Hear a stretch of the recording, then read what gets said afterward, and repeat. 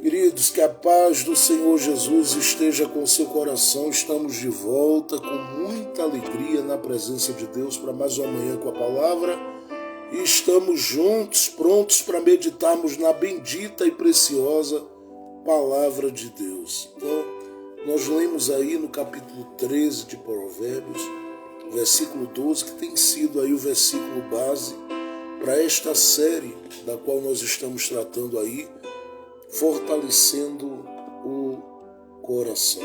Eu falei sobre muitas coisas aqui com vocês, como lição para a vida, porque eu tenho entendido a importância de levarmos em consideração que o céu nos espera e não espera a gente em pedaços, não espera a gente quebrado, não espera a gente arrastado. O céu espera a gente de pé, firmes e recuperados, restaurados pelo poder do sangue de Jesus, pelo poder do Espírito Santo, pelo poder da palavra de Deus. Então que nós possamos permitir que o Espírito Santo venha alinhar a nossa vida e o nosso coração com os planos dele. Para isso, ele precisa que o nosso coração esteja, como diz a palavra, fortificado. E é isso que Paulo disse a Timóteo: fortifica-te na graça que há em Cristo Jesus. É fortalecer o coração para caminhar, fortalecer o coração para prosseguir, fortalecer o coração para chegar e atingir os objetivos, os planos e os desígnios de Deus. É fortalecer o coração para alcançar aquilo que está no coração de Deus como plano para esse tempo, que é revelar seus dons, seu poder, sua graça, porque Ele quer mesmo revelar, mas para isso Ele precisa não nos encontrar com o espírito abatido, com o coração abatido, com o espírito em declínio, com o coração em declínio, mas encontrar o nosso coração forte, fortalecido, até porque a Bíblia diz que o coração alegre, ele aformoseia o rosto. Nós somos preparados, uma vez que o coração é cheio de alegria, para colocarmos a nossa face diante de Deus.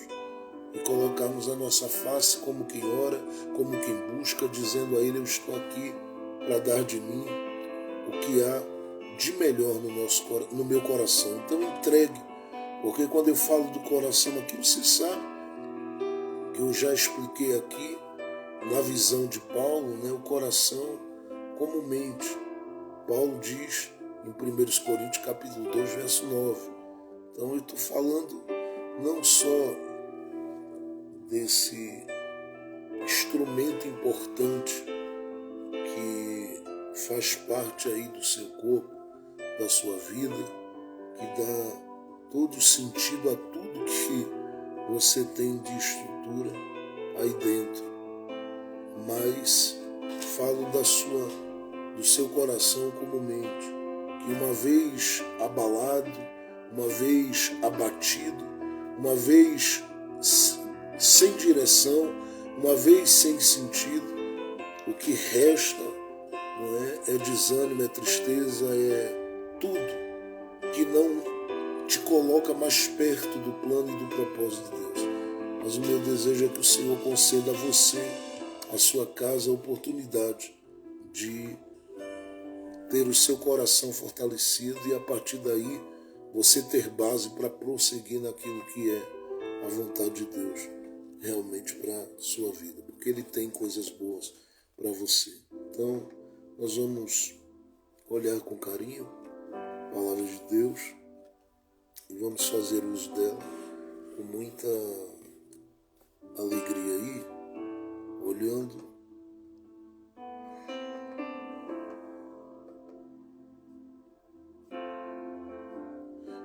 para o livro dos Juízes.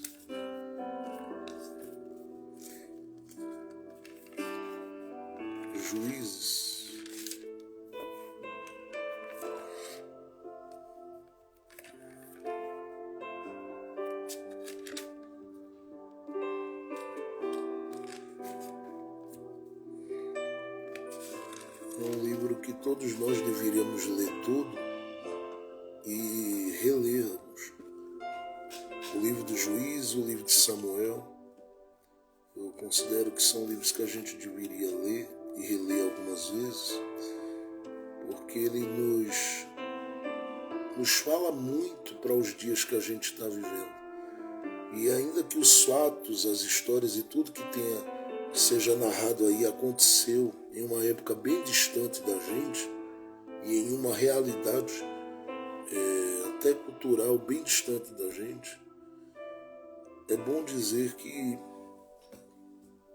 a palavra apostasia, afastamento da fé, esfriamento, essas palavras declínio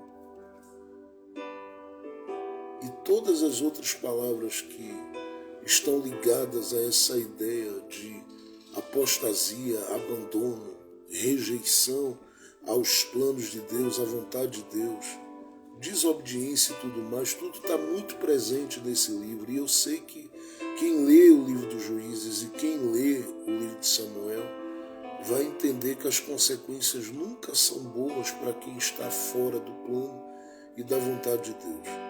E vai também entender o perigo que é não termos o Senhor como centro da nossa vida e permitirmos a nossa fé ela declinar com relação a tudo que Ele fez, faz e tem feito.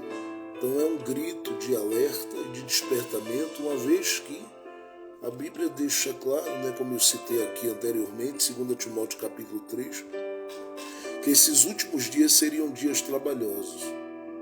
E se tem algo que Pedro, João, Paulo fez questão de falar ao meu coração, falar ao nosso coração, a partir daquilo que eles deixaram registrado, foi que a gente tinha que ter cuidado nesses últimos dias com o espírito do anticristo, foi que a gente deveria ter cuidado com o esfriamento espiritual, com a apostasia espiritual e todas as outras coisas que viriam como mal, ou males contra a igreja de Jesus. E esses males viriam para poder colocar-nos diante de um cativeiro ao ponto da gente não se sentir em paz e nem livre de forma alguma para vivermos o que Deus tem para a gente. Mas que o Senhor nos ajude, que o Senhor coopere comigo, com você, com cada um de nós e nos ajude.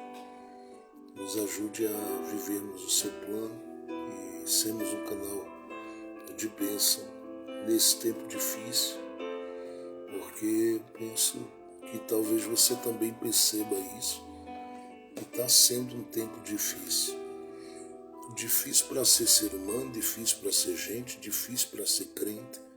Só que este tempo difícil ele não pode atrapalhar os planos de Deus comigo e com você. Porque nós somos a igreja de Jesus e Jesus disse que as portas do Hades não prevalecerão contra essa igreja. Ele disse que as portas do inferno não prevaleceriam contra esta igreja. Então olhe comigo, por favor, no livro dos Juízes,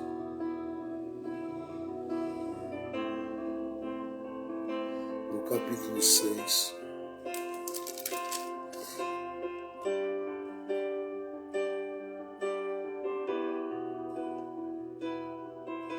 a partir do verso de número 34. Juízes capítulo 6, a partir do verso 34, diz assim: Então o Espírito do Senhor revestiu a Gideão, o qual tocou a trombeta, e os abiesitas se ajuntaram após ele. E enviou mensageiros por toda a tribo de Manassés, que também se ajuntou após ele. Também enviou mensageiros a Aser, e a Zebulon e a Naftali, que saíram-lhe ao encontro. E disse Gideão a Deus: Se hás de livrar a Israel por minha mão, como disseste. Eis que eu porei um velo de lã na eira.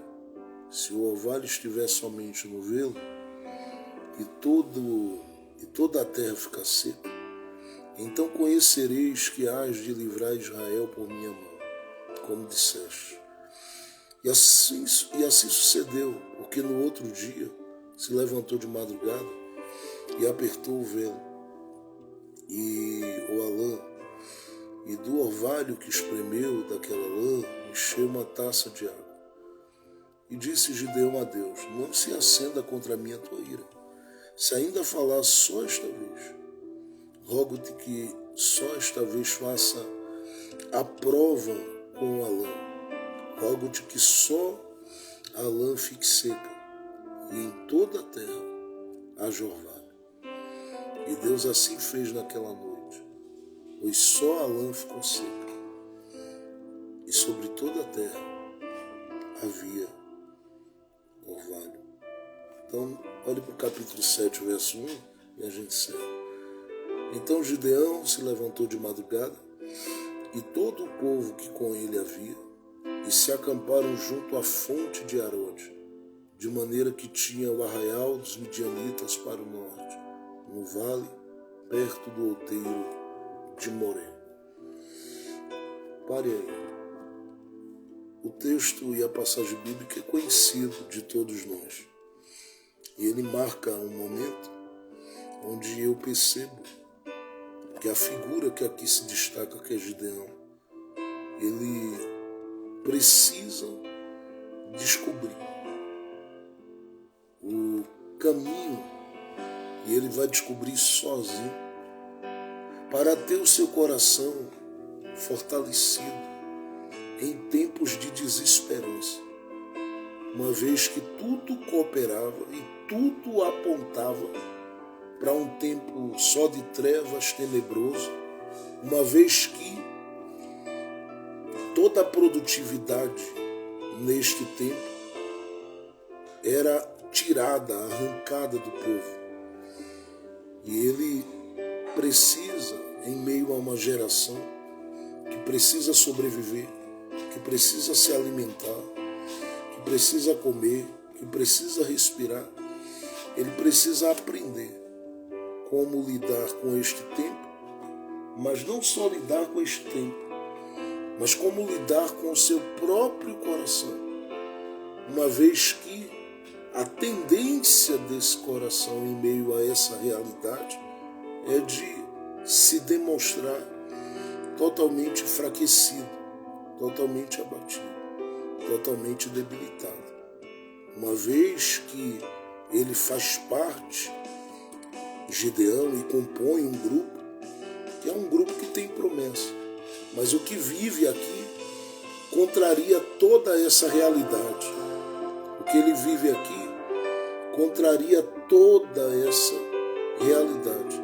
A realidade das promessas parece aqui não existir.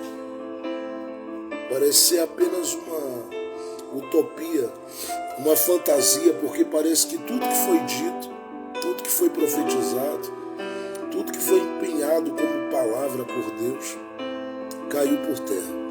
E a verdade é que não, as promessas estavam de pé. O que havia caído realmente por terra era a confiança do povo, era a fé desse povo, era a dependência desse povo de Deus. Porque esse povo, eu já disse aqui em outro momento, eles se erguem na história aqui do livro dos Juízes, a partir da morte de Josué. Josué deixa toda uma história de conquista na memória desse povo, mas não deixa um substituto. E como não deixou um substituto, a Bíblia diz no capítulo 2 que levanta-se uma geração que não conhecia a Deus. E não conhecia a Deus, primeiro, porque lhes faltava quem ensinasse sobre Deus. Segundo, porque no próprio coração dessa geração, as conquistas faziam parte de uma memória passada, de modo que para eles olharem para tudo que se viveu, era dizer Deus foi fiel, como se Deus tivesse ficado preso no tempo passado e não estava ali presente. Deus foi fiel. Prometeu a Abraão que nos colocaria aqui, nos colocou na terra. E daqui para frente, da parte de Deus, nada temos, nada teremos de experiência como se teve em outrora. Porque para a gente, Deus ficou apenas na conquista do território. Como Ele nos estabeleceu aqui, cada um aqui tem direito a viver como quiser viver. E as tribos, na verdade, a partir do livro de Josué, se espalham, cada uma vivendo dentro do seu território e cada uma fazendo uma interpretação específica da lei conforme seu próprio coração e a sua própria existência, o que leva essa geração a viver muito do que ela está vivendo aqui. Uma terceira coisa é que, além de não terem quem ensine e além de prenderem a memória da fidelidade de Deus a essas experiências e conquistas passadas, como se Deus já não estivesse presente, eles vivem uma terceira coisa que me chama muito a atenção. É uma entrega total do que eles são. E isso revela-se no livro de Juízes, no capítulo 6, entre o verso 1 e o verso 7. Porque você não vê um povo aqui com condições de reagir. E eu falei essa semana, foi ontem não, antes de ontem, sobre a importância de reagirmos em fé. Ou reagirmos com a fé, ou apresentarmos uma fé que reage. E reagirmos com essa fé. Eles não têm nenhuma reação. Reação diante de quê, pastor? Diante de um processo que os deixa desestabilizados. Porque eles estão vivendo ciclos. E esses ciclos sobre o qual eu falo e me refiro, se você tomar o livro de Levítico capítulo 19, eu recomendo que você leia, e Levítico capítulo 25, você vai ver que tem a ver com o ciclo dos anos. Esse ciclo dos anos, a partir de uma visão bíblica, ele está alicerçado em 7 anos. 7 anos. 6 anos, praticamente, de trabalho e de espera, para se viver uma experiência de um 7º ano de descanso, mas marcado 4 anos de trabalho e de espera, para se viver um 5º, um 6º e um 7º ano, marcado por uma grande colheita. O 7º ano seria um ano de descanso, mas o 5º e o 6º traria sustentação para o que eles viveriam no 7º ano. E foi Deus quem disse: olha, quando vocês entrarem na terra prometida, tenham um cuidado de levar tudo isso em consideração.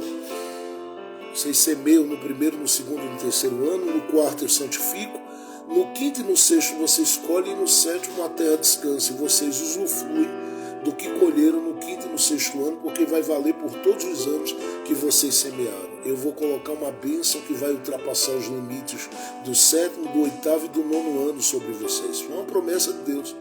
Só que eles estão aqui vivendo um tempo de uma entrega.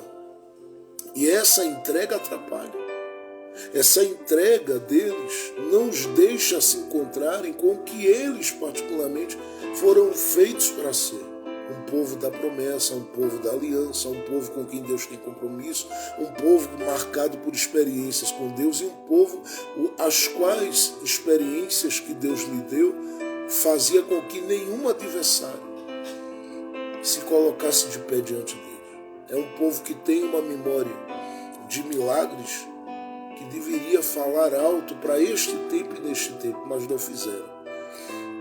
Eles decidiram caminhar e transitar a partir de um entendimento de que era melhor não reagir, era melhor não tomar determinada posição, era melhor não agirem com relação a qualquer que seja a coisa. Então, como eles vivem isso aqui, é uma situação muito delicada, uma situação muito difícil, porque eles têm ali algozes que não perdoam. E aí os inimigos, os adversários se apropriam da história, da existência deles. E o que eles conhecem e vêm conhecendo aqui no livro dos Juízes, nesse ciclo dos anos, é cativeiro. De modo que se você olhar para o capítulo de número 4 do livro dos Juízes, havia já um cativeiro estabelecido ali quando Deus levantou Débora. Cativeiro de 20 anos e um processo de opressão grande causado nada mais nada menos do que por Jabim e Cícera e os seus 900 carros de ferro. Era um processo de opressão, de escravização, de humilhação. E essa realidade, ela torna a se repetir sempre no livro dos Juízes, e por isso Deus levanta sempre um agente de libertação, um canal de libertação. Alguém para ser um veículo da graça de Deus, alguém para ser um instrumento da graça de Deus, alguém para ser um vaso nas mãos do Senhor para fazer diferença nesse tempo e nessa geração. E nesse período, Deus vai levantar Gideão, mas Deus levanta Gideão como e quando? Quando o povo está desesperado. Porque chega um momento que de tanto se entregarem, eles não vão ter como viver. E como não vão ter como viver, o que sobra para eles é dar um grito para o céu ouvir. E Deus ouve. Deus ouve. Por que Deus ouviu? Porque Deus viu gente que tinha promessa se jogando em cova.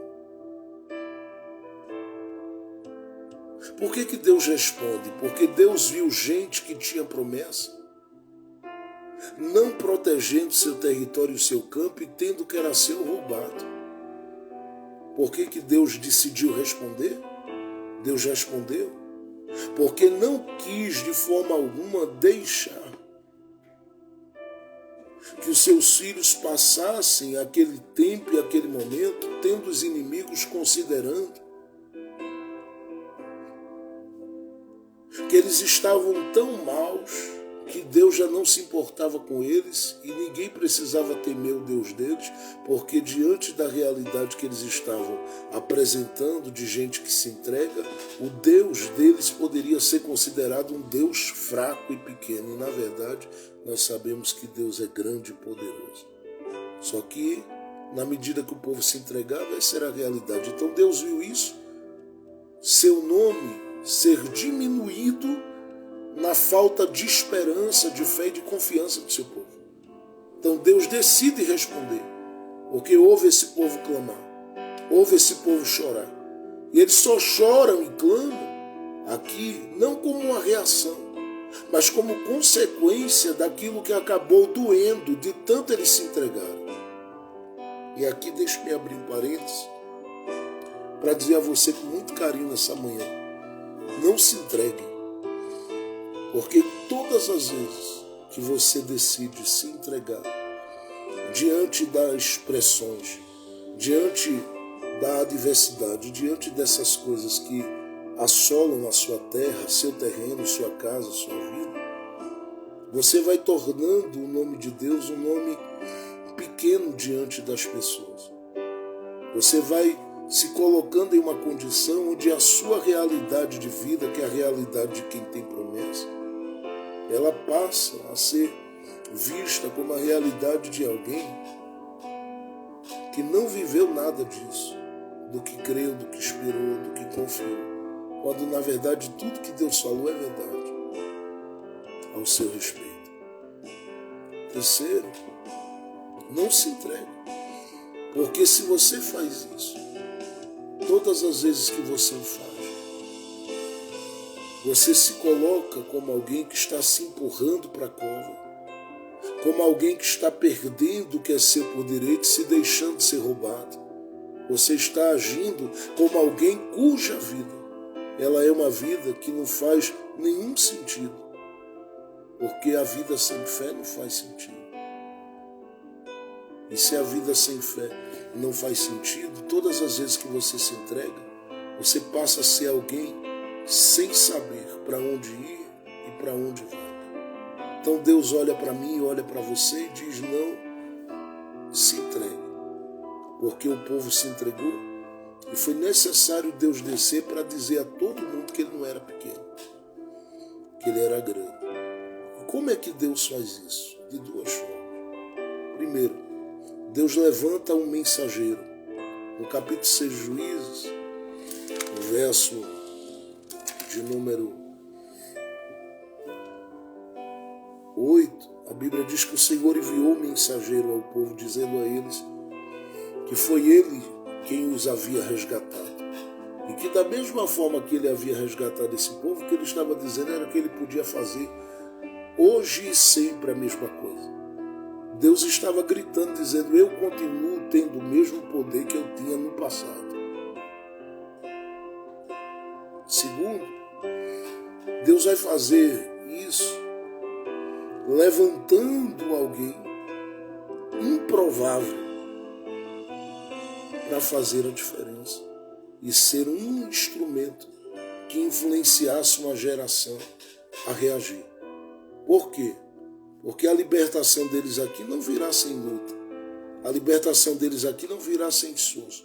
Mas essa libertação, uma vez que eles decidirem confiar em Deus, ela virá conforme a orientação, a instrução e os recursos de Deus.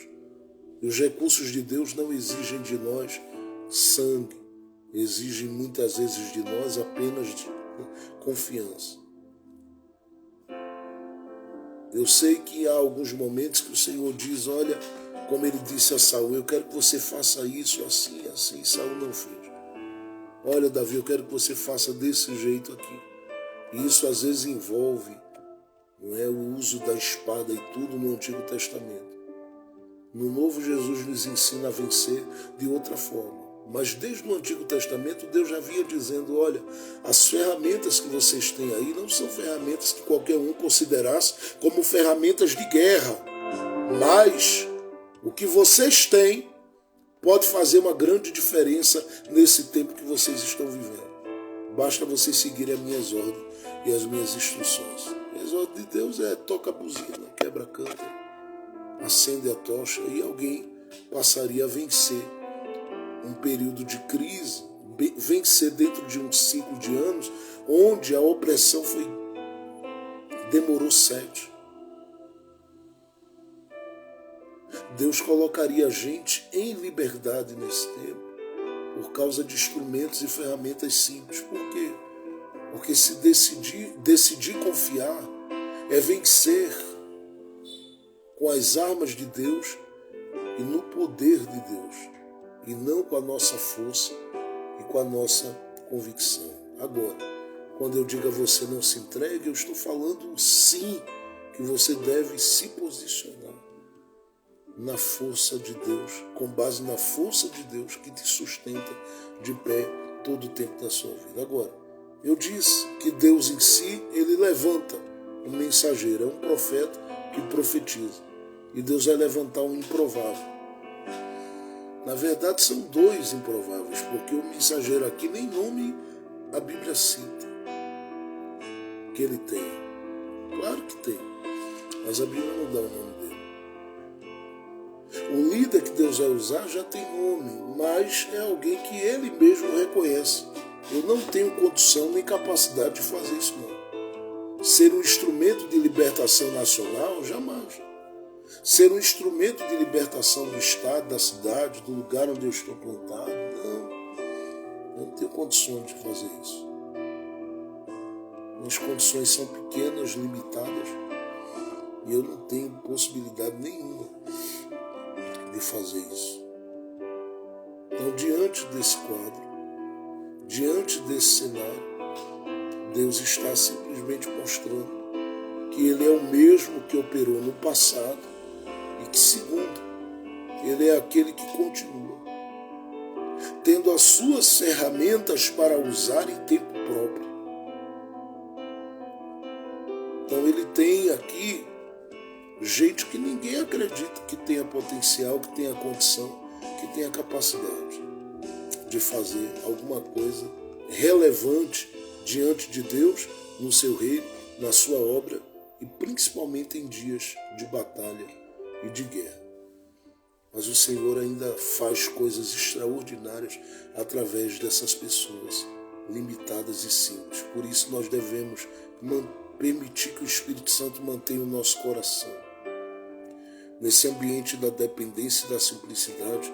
E uma vez que isso é uma realidade para a gente, Ele trabalha nessa simplicidade, mostrando seus mistérios, revelando suas coisas e abrindo os céus para a nossa vida. Agora, por que eu estou falando isso? Porque quando Deus vai levantar Gideão aqui, eu já falei dessa passagem bíblica aqui, da chamada de Gideão, em outro momento, mas eu quero trazer uma palavra bem diferente hoje. Quando Deus vai levantar Gideão, Ele vai levantar Gideão, estando ele em um contexto diferente, porque a Bíblia diz que ele está no lagar, enquanto o outro chorava pela opressão vivida, Gideão produzia.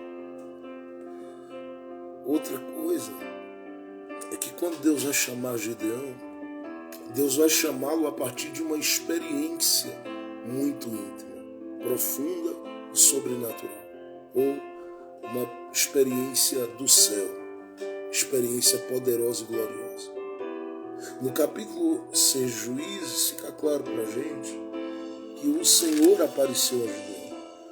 E a partir do verso de número 11, diz a Bíblia: então o anjo do Senhor veio e assentou-se debaixo do cavalo que está em Ofra, que pertence a Joás a Biezrita. E Gideão, seu filho, estava malhando o trigo no lagar para o salvar dos midianitas. Então, Deus vai fazer isso a partir de uma experiência. Essa experiência não se resume, preste bem atenção nisso, ao anjo que aparece. Porque quem aparece ali é o anjo do Senhor, mas ele aparece para dizer a Gideão que Deus tem um plano com ele. Que tinha planos para Gideão. Ele aparece para dizer a Gideão que Gideão é capaz. Porque diante daquele quadro, Gideão diz: olha, como é que Deus pode ser com a gente, se a gente está sofrendo as dores e os males dessa vida? São dias de opressão, o ciclo dos anos da nossa vida. Este ciclo está sendo o pior dos ciclos da nossa vida. Gideão diz: como pode o Senhor estar conosco, caminhar conosco, aparecer para a gente, se revelar para a gente, se essas coisas elas estão acontecendo de mal contra a gente aqui? E aí vai ser dito: olha, Gideão, o Senhor é contigo. E os males não vai se explicar a ele o porquê. Porque nem sempre a gente vai ter explicação das coisas. Mas a gente vai, no mínimo, entender que tem um propósito de Deus para cada uma delas, ou para todas elas. Gideão simplesmente passa, a partir dali, a entender que Deus não está por ali, que o Senhor não está por ali por brincadeira. Nem de passagem, nem tampouco para emocionar ninguém. Ele está ali para enraizar a realidade da sua promessa na vida e nas entranhas da alma de Gideão. Então ele vai fazer com que Gideão creia, mesmo Gideão tendo dificuldade de crer. Ele vai fazer com que Gideão permita uma esperança ser acesa, mesmo em tempos de desesperança. Ele vai fazer com que Gideão olhe para si mesmo e se veja como alguém útil nas mãos de Deus, mesmo quando Gideão se considera um inútil. Porque ele malha trigo no lagar, mas não se considera parte de um projeto tão grande. Ele está fazendo porque a sobrevivência dele exigia aquilo. Não era porque ele era um homem de muita fé, aí, apesar de que ele está produzindo quando ninguém está produzindo. Mas não era porque ele era um homem de grande fé. Ele tinha sua fé. Mas é porque simplesmente ele decide, a partir dali, agir com relação a sua necessidade de sobrevivência. Então Deus aparece para dizer: Gideão, você é útil. Eu quero você cheio de esperança. Gideão, eu quero que você creia. Eu quero que você confie. Eu quero que você entenda que eu estou com você, que eu estou na sua vida, que eu tenho planos com você, que a obra eu vou fazer em você, com você, a partir de você, através de você. Quando tudo isso fica muito claro para Gideão, a gente percebe que aqui ele vai ter que se revelar como alguém que nos ensina algumas coisas importantes sobre mantermos o nosso coração fortalecido para atingirmos em Deus o que nós precisamos atingir em tempos de desesperança. E o que é que Gideão precisa atingir aqui? Nos planos de Deus, ele tem que chegar a um ponto de estar bem para vencer os inimigos, porque ele vai ver Deus dar de cara com os inimigos dele. Mas o que é que ele precisa atingir? Na visão de Gideão, ele precisa atingir os sinais de Deus e atrair os sinais. Enquanto para Deus via Gideão como alguém dependendo dele para a guerra e vencendo porque depende dele na guerra, na batalha, na visão de Gideão ele olha e diz: antes de ser alguém que vive as vitórias na batalha, eu preciso viver os sinais. Só que esses sinais, eles têm uma forma de acontecer e um tempo para acontecer, e é aqui que entra o grande problema da gente, porque o sábio, no capítulo 13 de Provérbios, no verso 12, ele diz que a espera demorada,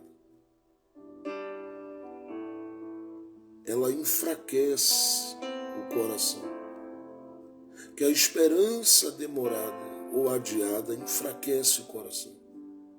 E Gideão aqui, não diferente de mim, não diferente de você, ele já está lidando com um tempo, e dentro desse tempo Deus vai estabelecer um outro tempo, ou permitir que seja estabelecido um outro tempo, para que Gideão alcance esses sinais.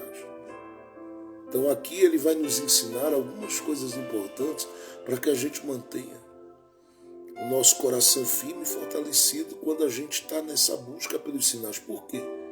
É os sinais que vão legitimar o plano, o propósito, o projeto e a chamada. É esses sinais. A palavra de Deus diz que Jesus lançou como luz para a mente dos discípulos quando os enviou, que os sinais seguiriam os que creem. E por que esses sinais são importantes? Porque esses sinais, eles respaldam, eles aumentam a fé, a confiança, a certeza de que nós estamos inseridos, envolvidos e ligados 100% a um plano e a um desígnio de Deus na nossa vida. Então Gideão precisa chegar nos sinais enquanto Deus já está querendo que ele chegue no tempo em que ele vai abrir mão de muita gente para poder vencer com poucos conforme a orientação de Deus. Deus já está desejoso demais pelo tempo da libertação. Enquanto isso, Gideão está ansioso demais pelo tempo dos sinais. Por quê? Porque ele entende que para esse tempo da visitação, da libertação, do livramento e de tudo que Deus tem para fazer, tudo isto passa pelos sinais de Deus. E é aqui que eu quero olhar com você nesse capítulo 6. Algumas coisas importantes que Gideão faz aqui para que o coração dele seja fortalecido.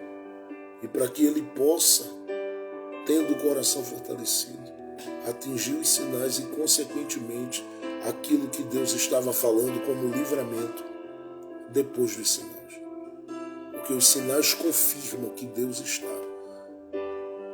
Não quanto a dizer que ele aprovou isso ou aquilo, mas eles confirmam que Deus está dentro, envolvido com a sua vida. E eu sei que para cada um Deus tem um tipo de sinal. Deus mandou Elias em 1 Reis capítulo 17, verso 1 a 6 profetizar para Acabe. Elias profetizou e Deus disse: agora eu vou confirmar que eu vou cumprir essa palavra na sua vida, provendo o que você precisa. Aí deu sinais. Eu falei com os covos para levarem pão e carne para você, irmãos. A mulher de Sarepta, ou da cidade de Sarepta, diz a Bíblia que diante de Elias ela disse: olha, o que eu tenho aqui não dá nem para mim nem para o meu filho. A gente vai comer e morrer. E Elias disse: faça primeiro para mim, porque Deus dará sinais. Não vai faltar nada. E não vai faltar não é agora, não vai faltar mais nunca. E enquanto essa crise prevalecer na terra, Deus cuidará da tua casa. Sinais. Jonas resistiu ao chamado de Deus e quis fugir. E Deus decidiu, a partir desse chamado dele, na vida de Jonas, dar alguns sinais para colocar Jonas no centro, na direção do plano que ele tinha. Vai pregar em Nínive. Eu não vou não, eu vou lá para Tarsis. Desceu ao lugar, desceu a Jope, desceu ao lugar do navio, desceu ao porão do navio, ficou lá. E quando ele está vivendo essa situação de descanso na viagem, Deus diz: eu te chamei para descansar agora, porque o teu descanso não é aqui. Vai e faz o que eu mandei. E ele está lá roncando. Então Deus vai falar através de gente que está no barco e vai chamar ele de dormente. E diz para ele: desperta, porque tem todo mundo lá, está adorando o seu Deus, rapaz. E tu não te levanta, reage aí. Reage. Aí Jonas começa a se erguer. Jonas começa a se levantar e vai lá para cima. E depois, dos sinais todos, aí ele entra na linha e no plano de Deus. Inclusive ele desce lá ao ventre do peixe. E ele diz: lá das profundezas do inferno eu clamei, e Deus teve misericórdia de mim. Ele estava no ventre do peixe. Deus disse: olha, vai engolir, mas não vai matar. Passeia com ele.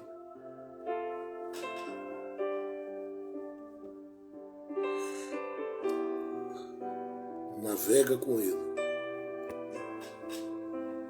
E Jonas ali passeando até chegar o momento de Deus dizer: agora põe ele para fora, porque ele agora vai fazer o meu plano. Sinais, sinais e sinais. Gideão precisava atingir os sinais para atingir a libertação. Ele precisava atingir os sinais para atingir o livramento. Ele precisava atingir os sinais para atingir esse tempo de libertação, ou viver esse tempo de libertação. Mas para esses sinais acontecerem, aí é que são elas, porque Gideão vai precisar levar em consideração algumas coisas e, através da atitude dele, eu aprendo, você aprende, para que a gente possa chegar nos sinais e dos sinais vivermos as coisas que Deus tem para a gente. Mas olha aí, capítulo de número 6. Capítulo 6. Eu quero que você observe comigo alguns versículos que eu vou colocar em destaque aí rapidamente. Capítulo de número 6, observe. Verso de número 14 diante diz: então o Senhor olhou para ele e disse: vai nesta tua força e livrarás a Israel das mãos dos midianitas, porventura não te enviei eu. E ele lhe disse: ai, Senhor meu, com que livrarei Israel? Eis que a minha família é a mais pobre em Manassés e eu menor da casa de meu pai. E aí Deus está dizendo a ele: eu não te chamei para suprir, quem supre sou eu. O senhor como é que eu vou suprir Israel? Minha família é mais pobre, eu não te chamei para suprir. Verso 16: e o Senhor lhe disse: porquanto eu hei de ser contigo, tu ferirás aos midianitas como se fosse um homem só. No verso 17: e ele disse: se agora acho graça aos teus olhos, vejo a necessidade que ele tem, tá? Ele diz assim: dá-me um sinal de que és tu que falas comigo. Ele precisava de sinais. Dá-me um sinal. Mas a colocação dele me chama a atenção, porque ele diz: se eu achei graça, Deus está revelado na frente dele, apresentando-se como o anjo do Senhor. Era uma manifestação teofânica que nós entendemos no Antigo Testamento, que era a manifestação do próprio Cristo no Antigo Testamento. Então ele olha, diz: o anjo do Senhor. Sempre que aparece essa expressão para a gente, aponta para o Cristo revelando-se no Antigo Testamento. Então você olha e percebe que o Senhor está diante dele, falando ao ouvido dele, revelando-se e dizendo a ele que conhece a realidade da família dele, mas que o escolheu e que tem plano com ele. E o cara está olhando, dizendo: se eu achei graça diante de ti.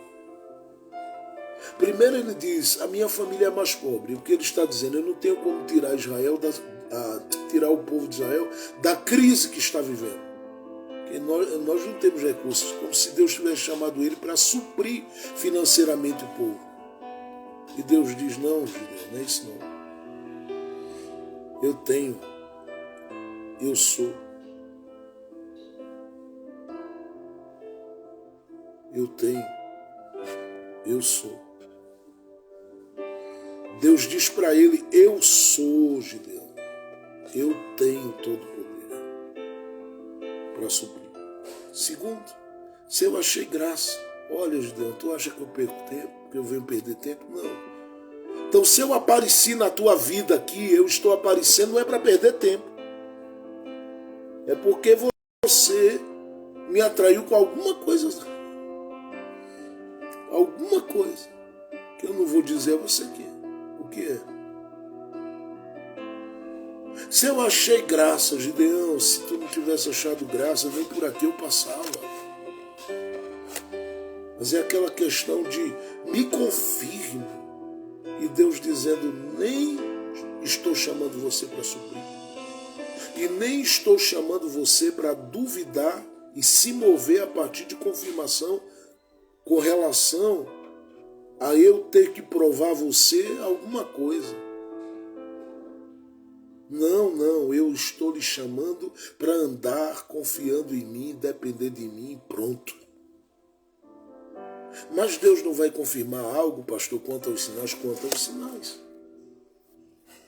Porque com relação à presença, a presença já é uma realidade. Gideão só precisa crer que ela está, crer que o Senhor está, crer que o Senhor está.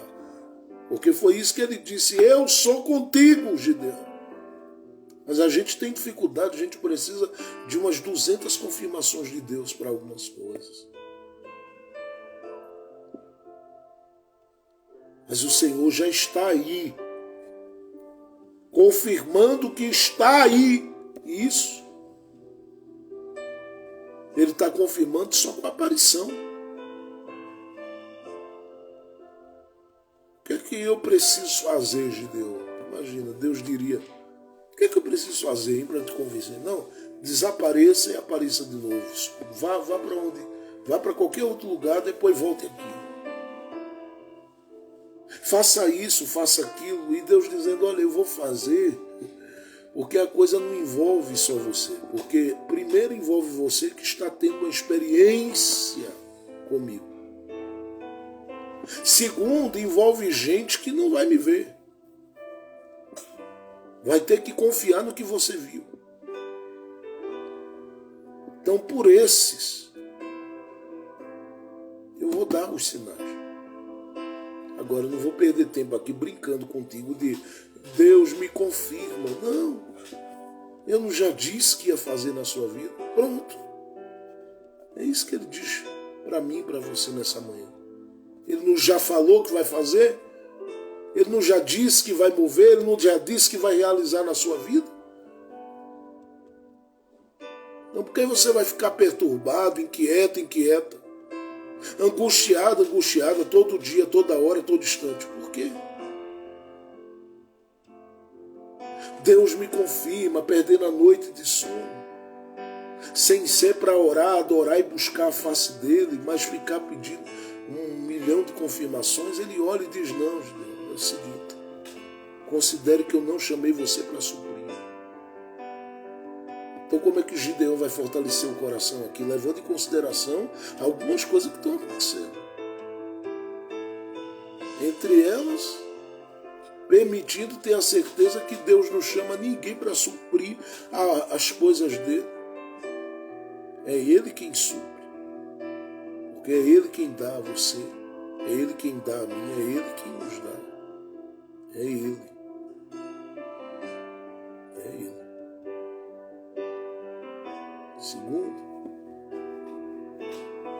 ele vai aprender que ele precisa ter o coração firmado, preste atenção nisso, na presença. Porque é a presença que vai revelar os sinais. Deus vai agir 2 vezes para com Gideão, porque ali é sinal.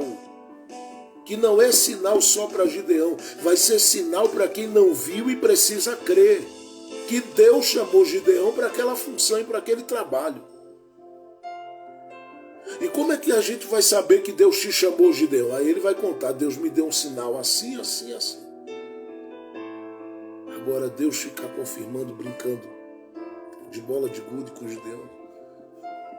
A Bíblia diz que o Senhor falou 1, 2 eu ouvi, porque a presença dele por si só, ela já é uma confirmação real de que ele é na sua vida. Se ele apareceu, tem gente orando dizendo: eu não ouvi, eu não ouço, eu não vi, ele não diz nada. Para essas pessoas basta Deus aparecer, que ela já diz: está tudo confirmado. Tudo confirmado. Por isso que eu gosto de ler sobre o chamado de Eliseu quando Elias aparece diante dele. Elias só chega, joga um manto nas costas de Eliseu e vai embora. E não vai dizer: olha, assim diz o Senhor, eu tenho um plano contigo. Nada. Eliseu é que olha e diz: eu entendi. Espera só eu falar com meu pai que eu já volto. Foi lá, se despediu do pai, voltou e disse: vamos embora. Deixa eu quebrar os carros, matar os bois, assar a carne. Fez isso tudo. Disse: agora está tudo pronto, vamos em frente. Porque os planos não esperam. O que Deus tem para a minha vida não espera. Eu não posso ficar brincando com ele de confirmação. Eu só tenho que viver a presença. Essa conexão com a presença torna o coração forte. Porque você olha e diz assim: não estou dependendo da terra tremer, do terremoto acontecer. Não. Eu sei quem está comigo. E quem está comigo, a sua presença faz toda a diferença na minha vida. Terceiro, preste atenção nisso. Olhe para o capítulo de número 6, Juízes. Veja o que diz a Bíblia. Verso de número 18. Rogo-te que daqui não te apartes, até que eu volte e traga o meu presente e o ponha perante ti. E disse: eu esperarei até que voltes.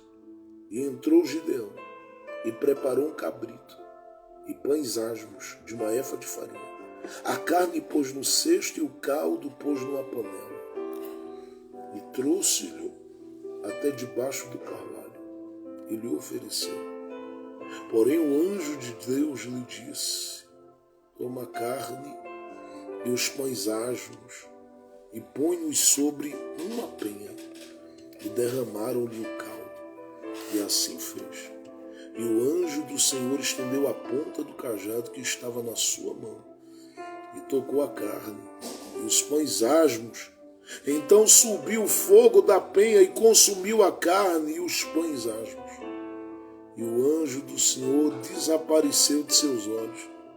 Então viu Gideão, que era o anjo do Senhor, e disse: Ah, Senhor Deus, hoje vi o anjo do Senhor face a face. Porém o Senhor lhe disse: Paz seja contigo, não temas, não morrerás. Agora olha o texto. Então Gideão edificou ali um altar ao Senhor e chamou-lhe: O Senhor é paz. Diga isso aí para você mesmo. O Senhor é paz. E ainda até o dia de hoje está em Ofra dos Abierzitas. E aconteceu naquela noite que o Senhor lhe disse: Toma o boi que pertence a teu pai, a saber, o segundo boi de 7 anos, e derruba o altar de Baal, que é de teu pai, e corta o bosque que está ao pé dele. E edifica ao Senhor teu Deus um altar no cume deste lugar forte, no lugar conveniente. E toma o segundo boi, e o oferecerás em holocausto com a lenha que cortares do bosque. Então Gideão tomou 10 homens dentre os seus servos, e fez como o Senhor lhe dissera. E sucedeu que, temendo ele a casa de seu pai e os homens daquela cidade, não os fez de dia, mas fê-lo de noite. Aqui, porque esse texto que eu li está ligado aqui ao texto que eu li inicialmente, esse que eu li agora. Porque é uma sequência de coisas que Gideão está fazendo para chegar nos sinais. Para chegar nos sinais. E como terceiro ponto, eu estou destacando o fato da Bíblia dizer que ele oferta diante de Deus. Preste atenção, porque agora eu não estou falando de oferta do ponto de vista da semente que a gente planta na obra de Deus, enfim, não. Eu estou falando de uma entrega que não é entrega para midianita, porque eu comecei a falar sobre essa entrega no início. A entrega aos midianitas é aquela entrega de alguém que diz: nada posso fazer para me defender, não vou reagir, vou deixar levar tudo que é meu e não toma nenhum posicionamento. Essa entrega aqui não. É a entrega de quem sabe que a quem está entregando, este tal tem respostas para dar. Tem ações na história revelando a sua fidelidade com base na entrega de pessoas.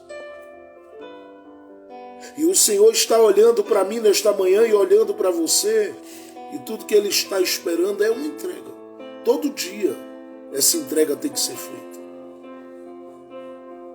A gente experimenta grandes avivamentos a partir da manifestação da presença de Deus quando a gente faz essa entrega. Os avivamentos ocorridos teve entrega, seja no país de Gales por Evan Roberts e outros que oraram, sejam os avivamentos da história. Em todo avivamento houve uma entrega. Esses dias que Deus repetiu uma dose, em Asbury ali, onde saiu pessoas de vários lugares sem convite, por causa de um culto que não cessava e não terminava. Houve uma entrega. Essa entrega fala do seu louvor diário, essa entrega fala das suas conversações em Deus e com Deus, todo dia. É você falar com Ele, porque Jesus diz: entra no teu quarto, fecha a porta, e o teu Pai que está em oculto, Ele te vê ali. É a entrega desse coração, que muitas vezes, por esperar, vai se sentindo enfraquecido. E aqui você percebe que essa entrega de Gideão, ela inclui tempo. Tempo. Por que eu estou dizendo isso? Porque no verso 18 ele diz: rogo-te que daqui não te apartes, até que eu volte. Essa ida e essa volta inclui tempo. Preste atenção no verso de número 25. E aconteceu naquela mesma noite. Isso aqui é tempo. Tempo. Porque a entrega de Gideão é uma entrega que exige tempo. Enquanto o tempo pode se tornar aí um grande inimigo da esperança, e a esperança se tornar uma grande inimiga, como diz Provérbios 13:12, do coração, enfraquecendo o coração, todas as vezes que você está reagindo e dizendo: Deus, eu não quero ser vencido por essa fraqueza, por esse abatimento, Deus está simplesmente olhando para você e trabalhando, e decide trabalhar no tempo. E a partir desse tempo, porque isso exige de você. Você está buscando esse fortalecimento. Então, quanto mais você faz a entrega com sinceridade, com dependência, dando de si tudo que você pode dar, mais Deus vai se aproximando, se revelando e revelando-se com o seu poder para fazer além do que você pensa, pede, do que você busca. Porque quanto aos sinais, ele faz questão de deixar sinais para mostrar a você que ele é. Ele é poderoso para fazer. Então o texto diz aí: eu vou lá e volto, é tempo. Ele diz: não saia daqui, fique aí. Vai demorar? Não há pergunta disso. Por quê? Porque quem está ali é o anjo do Senhor, e o anjo do Senhor tem tempo. Depois, quando é dito a ele: Gideão, vai lá e faz algo. Porque diz o texto no verso 21 que o anjo do Senhor acendeu ali a ponta do cajado que estava na sua mão, e tocou a carne e os pães asmos e consumiu tudo.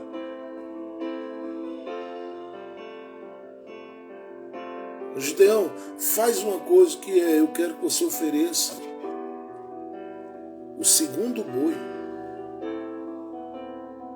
no altar.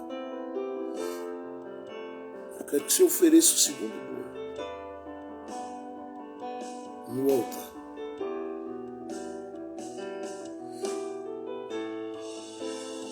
Aí você lê o verso de número 25, o texto dizendo: é o seguinte: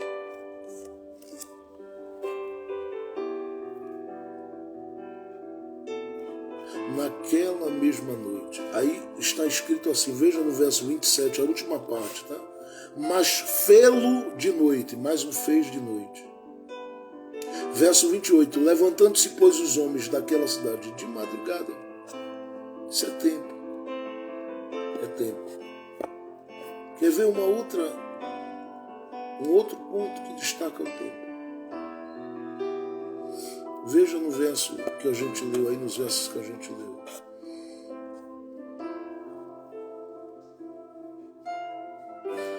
O verso de número 36 em diante, veja.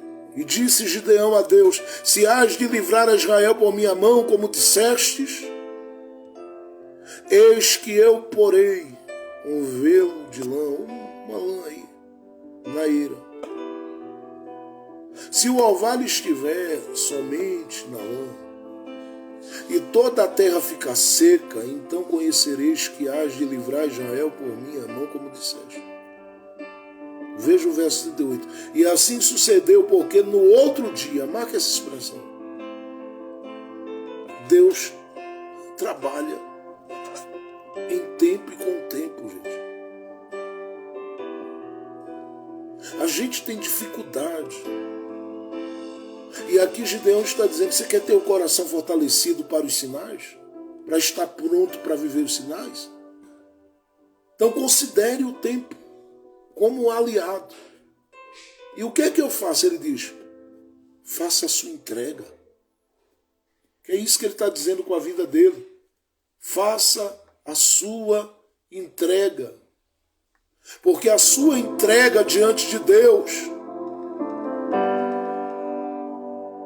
ela vai colocar você em uma postura e em um posicionamento diferente diante dele. É por isso que você não pode e nem deve permitir o desespero e esse tempo de desesperança, onde nada dá apoio para ter fé.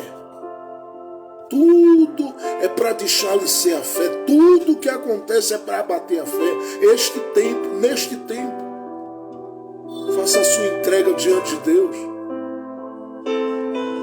Coloque seu coração, sua vida, anda durante o dia e reserva minutos para louvar a Ele durante o dia. Reserva 5 minutos e canta pela manhã. Reserva 5 minutos e canta um hino à tarde.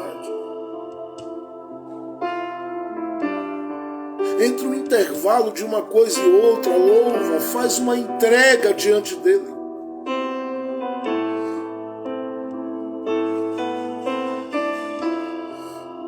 Porque essa entrega vai fazer uma diferença muito grande dentro de você, porque enquanto tudo que acontece é ligado aos midianitas, tirando sua paz, sua tranquilidade, sua alegria, roubando seu desejo de viver. Sim, porque as investidas dos midianitas é para arrancar do que foi plantado e o tempo da colheita que chegou. É para tirar.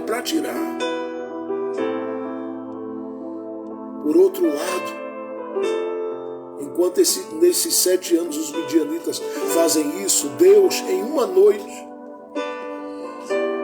Ele quer acrescentar, Ele quer agregar. Foram alguns minutos com Deus e Gideão já começou a falar de paz. Foram alguns minutos com Deus e Gideão já começou a falar de livramento. Foram alguns minutos com Deus e Gideão já começou a falar de sinais e esperança. É somente isso. Há uma oferta, há uma entrega. Essa entrega o libera para viver o que Deus tem. É por isso que eu quero falar ao seu coração e dizer a você: não tenha medo diante do ciclo de anos que você está vivendo. Pode estar vivendo o maior desafio da sua vida. Olha para mim. Coloca a tua oferta diante de Deus. Faz a tua entrega diante dele. A tua entrega vai fazer uma grande diferença. Quando você coloca diante de Deus essa entrega, Deus dá uma olhada para você e sabe o que Ele faz? Ele decide abrir os céus para a sua vida. Ele decide mover os céus em favor da sua vida. Ele decide trabalhar na sua vida. Ele decide mover as mãos dele pela sua vida.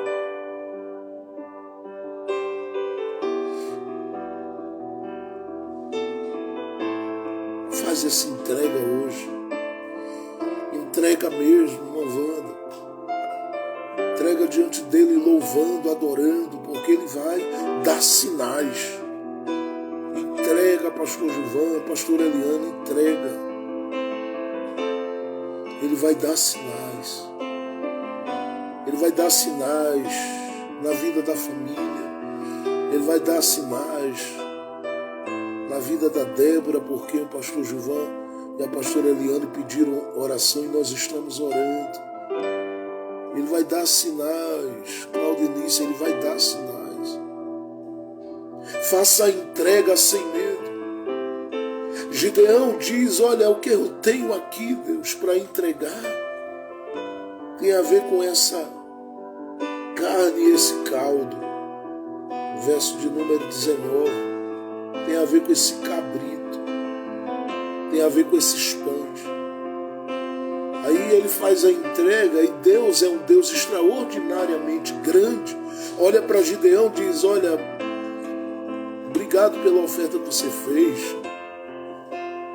Não, ele olha e diz: Gideão, a oferta que você fez me fez entender que eu preciso realizar algo aí para você. E o que é? Vou tocar fogo e consumir tudo. Aí Gideão olhou e disse: Deus não estava querendo a minha oferta, Deus estava querendo mais do que a minha oferta. Era esse coração meu firmado nele. Agora a oferta foi o sinal de que meu coração não está no cabrito, não está nos pães, está em Deus. Aí Deus olha e diz: pois bem, você vai me provar que você tem mais algo para entregar. E o que é? Diz: a sua coragem, sua confiança. Por que o Senhor está dizendo isso? Eu quero que você pegue o segundo boi aí da lista do seu pai e sacrifique. Não, isso vai dar um rebuliço grande. Porque eu vou tirar o altar da idolatria que eles ergueram aí. Porque eu quero que você derrube o altar de Baal. Mas Deus, isso vai dar um rebuliço muito grande aqui. Gideão. Mas eu quero a sua confiança, Gideão. Você disse a mim que o que tinha aí era essa carne, esse pão. Obrigado. Foi bom, né? Ver que você tem um Deus que toca fogo na tua oferta, no teu altar, que consome, que recebe tua oferta, recebe a tua adoração, recebe o teu louvor. Eu acendi um fogo aí, Gideão. Então já é o suficiente para você crer que eu vou cuidar. Então tá certo, Deus. Agora eu vou fazer pela madrugada. Isso é, Gideão. Altar se derruba pela madrugada. Boi se oferece de madrugada. Você tem essa oferta que você está oferecendo aqui, as outras é pela noite da vida, é na madrugada. Gideão. Coloca tudo no altar. Se na primeira você ofereceu o louvor, a outra você entrega o seu sacrifício em jejum, em oração. Coloca aí. É uma sequência de entrega, de oferta e de entrega. E Deus Mas não pare não, Gideão, porque tudo isso vai trazer a seu tempo grande vitória para você. Deus, Então, eu tenho essa lã aqui. Tu podes trabalhar com ela? Posso. Aí Deus olha para aquela lã. O que você quer, Gideão? Se eu quero sinais. A gente vai fazer isso. De hoje para amanhã. O Senhor vai me dar um sinal. Verso 37. Eu vou colocar essa lã aqui. Se o orvalho estiver somente na lã e toda a terra seca, eu saberei que tu has de livrar o teu povo pela minha mão, como disseste. Aí diz o texto assim, que assim, verso 38, sucedeu. Porque no outro dia, isso é tempo, se levantou de madrugada e apertou a lã e espremeu ela numa taça. E ele disse: Deus mandou água suficiente para a taça. A lã foi molhada. Diz a Bíblia no verso 39. Disse Gideão, você conhece: não se acenda contra mim a tua ira. Se ainda falar só esta vez, rogo-te que só esta vez faça a prova com a lã. Eu quero que a lã fique seca, mas a terra esteja molhada. Aí está escrito que o Senhor fez assim. Verso 40. E assim fez Deus naquela noite. Coloque assim. E assim fez Deus no tempo determinado. Porque isso aqui é tempo. Naquela noite. Pois só a lã ficou seca e a terra coberta por orvalho. Aí diz assim, então, capítulo 7, verso 1, então Gideão se levantou de madrugada, no tempo, e foi fazer o que tinha que fazer. Se acampou junto à fonte de Harod, ou de Harod. Por que eu estou parando aqui? Porque os sinais seguem aos que permitem o seu coração usar o tempo em seu benefício para serem fortalecidos. E eles são fortalecidos no tempo na medida que eles fazem a sua oferta, a sua entrega. O seu coração é fortalecido com a entrega. Coloque diante de Deus sua fé, sua adoração, seu louvor. E Deus honrará sempre o nome dele na sua vida, fortalecendo você. Você não vai sucumbir, você não vai se abater, você não vai decair nem declinar. Você vai se levantar. Deus vai honrar a sua oferta. Deus vai honrar a sua oferta. Deus vai honrar a sua entrega. Deus vai honrar a sua entrega. Abraão jamais descobriria que Deus tinha uma provisão no alto do monte se ele não subisse para levar o Isaac para a entrega. Quando chegou, Deus disse, não precisa mais, porque eu já vi que você entregou no coração. O que se entrega no coração não se precisa matar.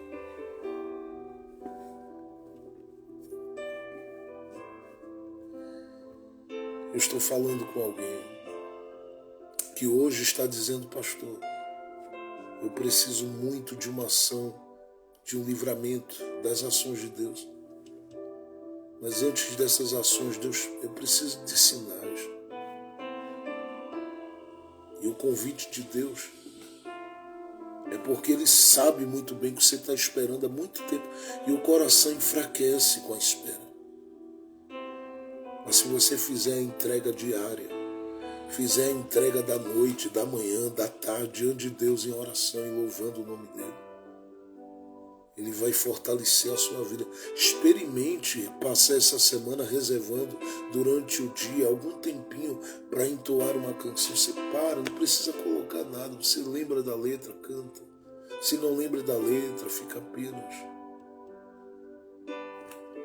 entoando a melodia dela, batendo os lábios,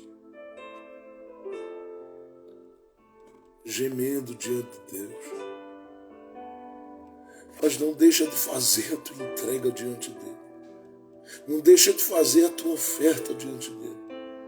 Porque isso vai liberar os sinais e os sinais trarão o livramento que Deus prometeu e a realização que Deus prometeu.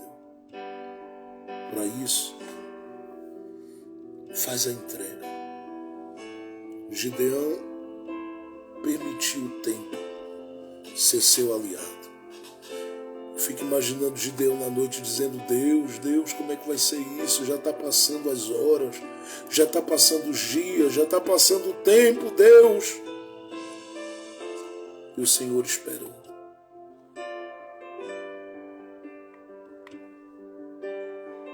Gideão, eu estou esperando. Você já me deu a primeira parte da entrega. Foi o pão, foi a carne, foi o caldo. A segunda é o segundo boi do teu pai e a derribada do altar de Baal. Terceiro, isso que você tem que significa muito para você. E o que é? Essa lã.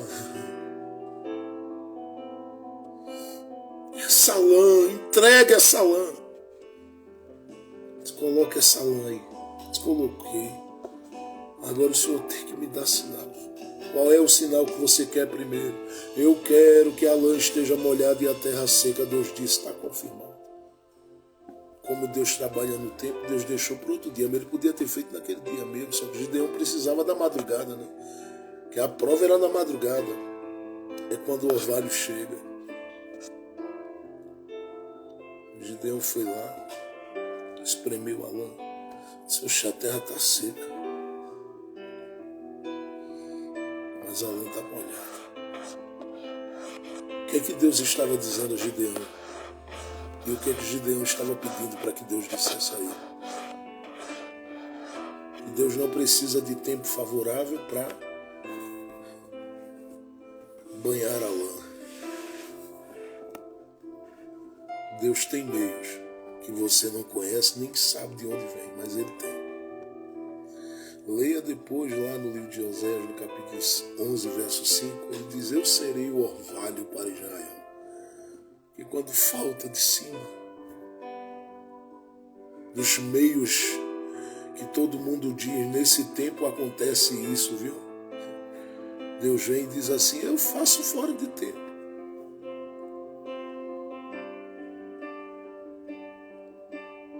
Então, em primeiro lugar, Deus estava dizendo a Gideão: Gideão, você está com o coração firme? Estou! Então pega isso para você. Eu tenho os meus meios de banhar a lã, de prover, de cuidar, de suprir, de me revelar, de agir. Eu tenho meus meios, e os meus meios não dependem do céu, da nuvem, da terra, de nada. Segundo diz a Bíblia, molhou a terra, banhou a terra, trouxe orvalho sobre a terra. É só aquele frescor gostoso sobre a terra. Mas a lã estava seca. O que é que Deus estava dizendo a Gideão? Primeiro ele diz: eu não preciso dos meios que você conhece para molhar, para prover, para fazer. Segundo, ele estava dizendo a Gideão: Gideão, claro que também ele estava dizendo a Gideão outras coisas, entre elas que Deus tem a condição de molhar a lã, que ninguém dá nada por ela, para alcançar a partir dela a terra, mas isso é outra história. Estou falando nesse dia de provisão para quem está com o coração firme em Deus. Porque em tempos de desesperança, Deus sabe como banhar a lã quando não há recurso nenhum. Agora diz a Bíblia que molhou a terra e a lã ficou seca. O que é que Deus estava dizendo para Gideão a partir daí? Algo que Ele está dizendo a mim e a você.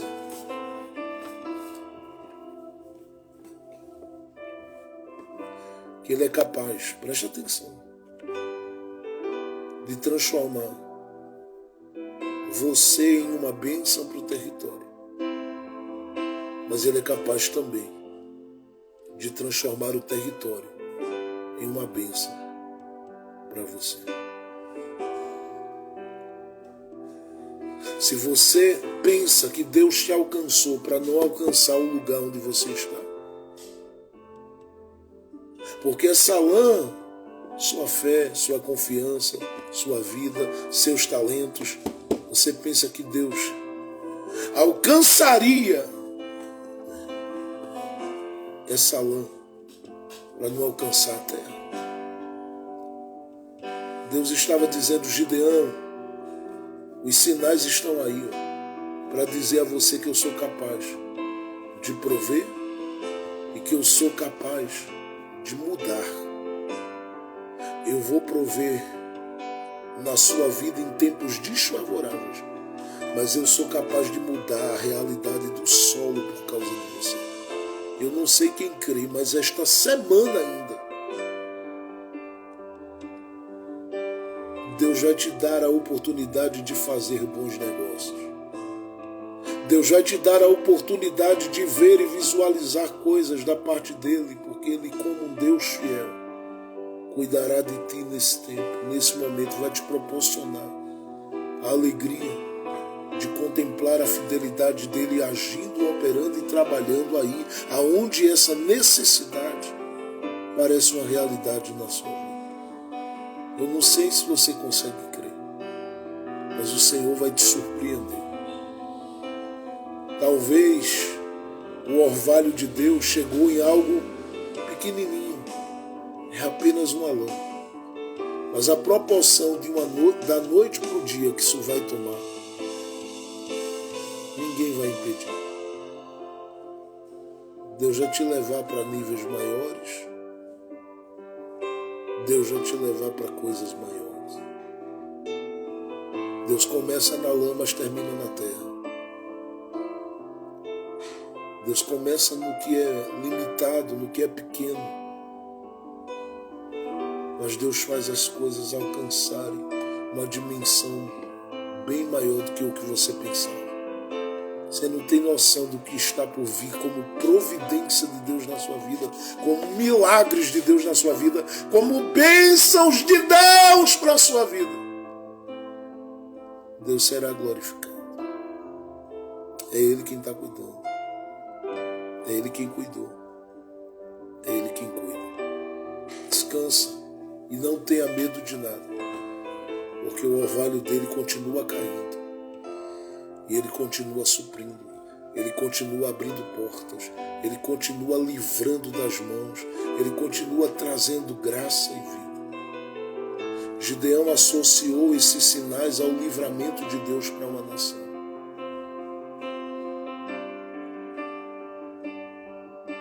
Deus vai honrar o nome dele. Eu vou dizer de novo, hein? Deus honrará o nome dele na sua vida. Vai te preparando, porque essa semana será uma semana onde Deus vai molhar a lã e vai alcançar a terra. Porque Ele começa na lã até chegar na terra. Descansa. O orvalho vem aí. E os sinais de Deus farão uma grande diferença na tua vida. Porque Deus pensou ao teu respeito. E ninguém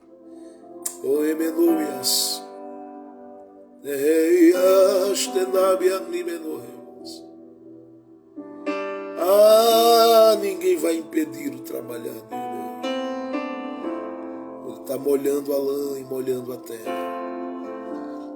Tudo vai ser confirmado porque Deus vai abrir as portas. Deus vai abrir os céus.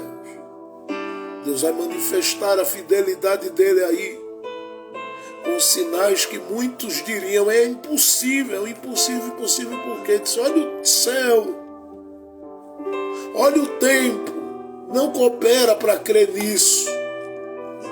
Deus dizendo, por enquanto eu vou encher só uma taça de Deus, mas te prepara. O que hoje dá para uma taça, vai dar para uma dimensão de terra que você nem imagina. Alegra-te nele e boias. Ergue da candomino remas. Alegra-te nele.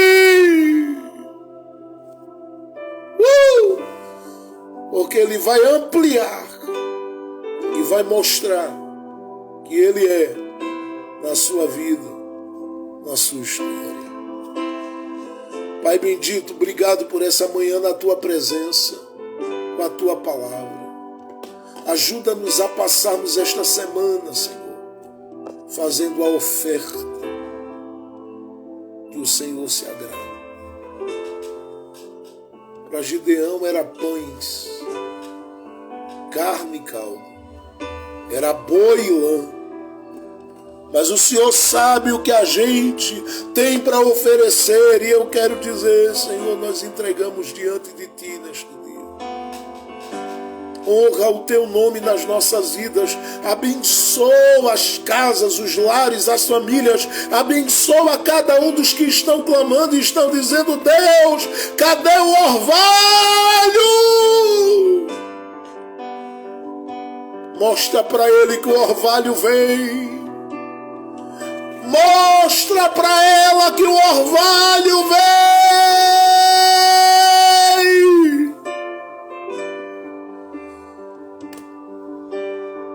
Vai encher a taça. vai alcançar o território, o lugar do trabalho, o lugar da família. Ah, como o teu nome vai ser engrandecido. Alguém que está com o coração muito duro vai receber das águas e tudo vai ficar, Senhor, alinhado, e o teu nome será engrandecido nesta casa.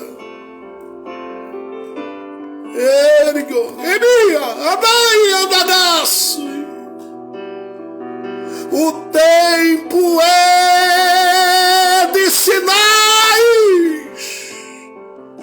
O tempo é de sinais. O tempo é de sinais, Luciana. O tempo é de sinais. O tempo é de sinais, Emília. O tempo é de sinais, Souza. O tempo é de sinais, Fernanda. O tempo é de sinais. O tempo é de sinais de Deus. Eu vou dizer de novo, e quem tiver fé que pegue esta palavra para a sua vida, porque esta semana ainda eu creio que Deus dará sinais de vitória a alguém. O tempo é de sinais, Fabiana. O tempo é de sinais. O tempo é de sinais.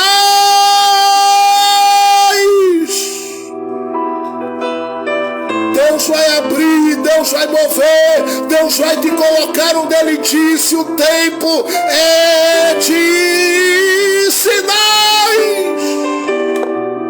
Loiende de candomidai.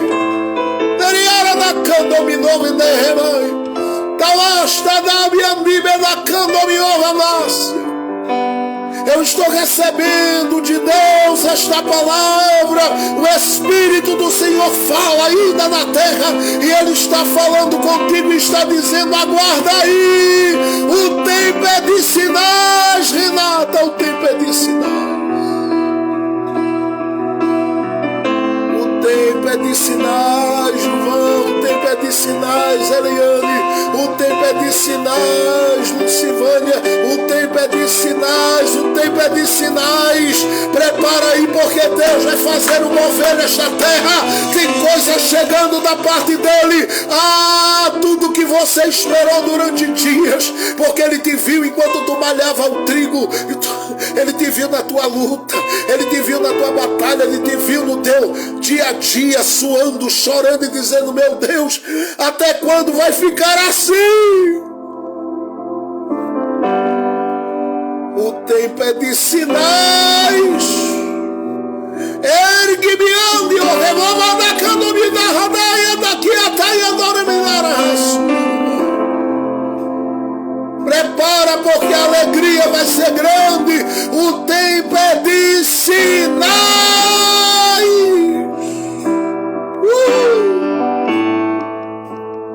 Glória a Deus. Glória a Deus. Glória a Jesus.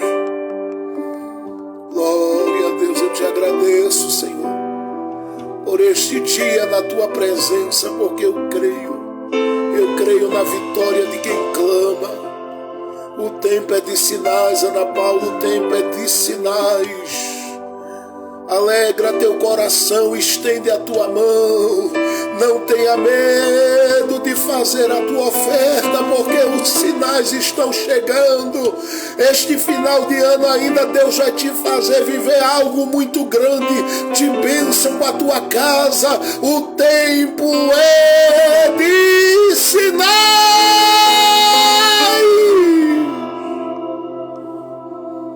Prepara, porque Deus vai molhar e regar a terra. Vai ter produtividade, porque o orvalho fala de produtividade quando ninguém vê, quando ninguém sabe. Vai crescer, vai multiplicar. Deus vai fazer algo, porque Ele é o Senhor que cuida dos que confiam, dos que dependem, dos que esperam nele. Aguarda, porque Ele está fazendo. Aguarda, porque a tua alegria vai ser grande.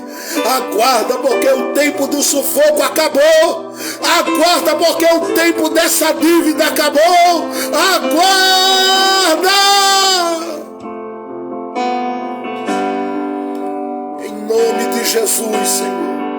Continua cuidando dos teus filhos e das tuas filhas, e dando vitória para a glória do teu nome. Abençoe os que não vão poder estar hoje à noite com a gente, que eles tenham uma semana de vitória e de paz. Aqueles que vão estar hoje à noite, abençoe também, para que tenham força e nada os impeça de adorar o teu nome conosco hoje à noite. Alcança nas casas, nos lares, onde os teus filhos estiverem, que a tua bênção de Deus esteja sobre eles. O tempo é de sinais, Ivânia. O tempo é de sinais. Aguarde, porque Deus vai fazer coisa grande. O choro está cessando. Sinais de Deus ainda por estes dias, para que tu glorifiques o nome dele, porque ele ainda é o mesmo na tua vida. Aguarde, Deus vai ser glorificado. Aguarde, Deus será glorificado. Seja assim, no nome de Cristo Jesus. Amém, amém e amém. Que o amor de Deus, a graça de nosso Senhor e Salvador Jesus Cristo, a doce consolação do Divino Espírito Santo seja com todos nós, hoje, agora e para todos sempre. Amém, amém e amém. Deus abençoe a todos. Uma ótima tarde cheia de paz. Hoje, 18 horas, eu estou aqui adorando a Jesus e vamos estar juntos na presença de Deus para aqueles que quiserem participar, tá bom? Sejam todos bem-vindos. 18 horas estaremos ao vivo aqui glorificando o nome de Jesus. Deus abençoe a todos. Aproveite bem seu almoço, sorria, descanse, repouse, porque sua semana será de sinais e de vitória. A paz do Senhor Jesus!